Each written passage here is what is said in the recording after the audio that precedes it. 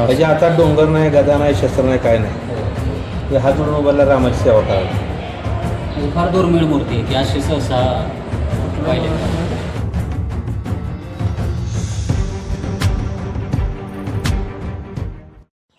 पंढरपूर शहर.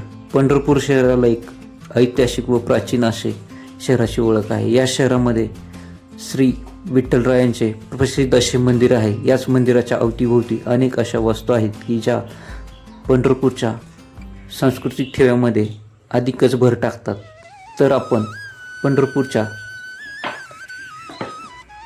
शहरालगत असणाऱ्या चंद्रभागेच्या तीरी येऊन पोहोचू. चंद्रभागा म्हणजेच वारकरी संप्रदायासाठी एक अनन्यसाधारण महत्त्व असणारी ही चंद्रभागा होय.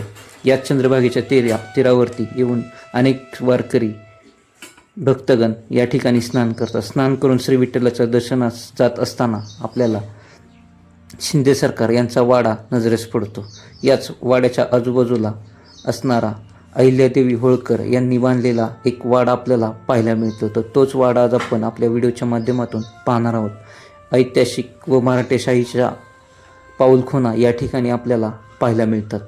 तर वाड्यामध्ये येऊन पोचताच आपल्याला मराठेशाहीचा व भरभक्कम अशा सागवानी लाकडापासून तयार करण्यात आलेल्या व सुंदर अशा नक्षीकाम केलेले या ठिकाणी आपल्याला पाहायला मिळते. अहिल्यादेवी होळकर यांनी भारत देशामध्ये 16,000हून अधिक धर्मशाळा व अनेक वाडे तीर्थस्थळ क्षेत्रा ठिकाणी बांधलेलेच आपल्याला पाहायला मिळते.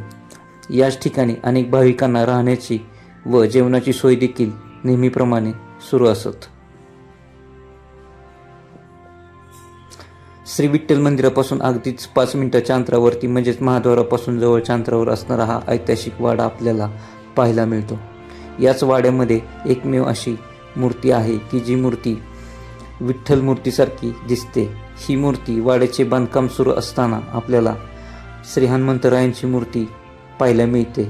अनेक ठिकाणी आपण पाहिले असेल की अहिल्यादेवी यांनी महादेवांच्या मंदिराचा जीर्णोद्धार केला. मात्र याच ठिकाणी आपल्याला प्रभू श्रीरामांची आणि श्री हनुमंतांची मूर्ती पाहायला मिळते. तसेच एक अशी मूर्ती आहे की जी या ठिकाणी या शिवलिंगामध्ये 12 ज्योतिर्लिंग देखील कोरलेले पाहायला मिळतात.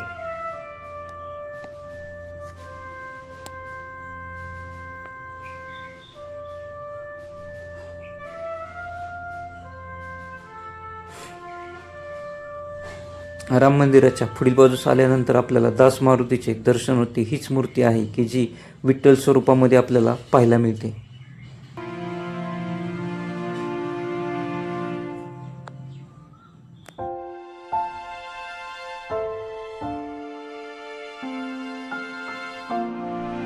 आपल्याला तोच भास होते त्याच पंढरपूरच्या विठ्ठल मूर्तीचाच भास. हे जेव्हा वज्रलेप करायला आले ते हनुमानाचा इथं मारुती आपल्या विठ्ठलाचा परत बघायचे लोक, तर मी आणलं होतं. म्हणजे आता डोंगर नाही, गदा नाही, शस्त्र नाही, काय नाही. हात जोडून उभारला रामाची सेवा करावी. फार दुर्मिळ मूर्ती आहे की अशी सहसा पाहिले.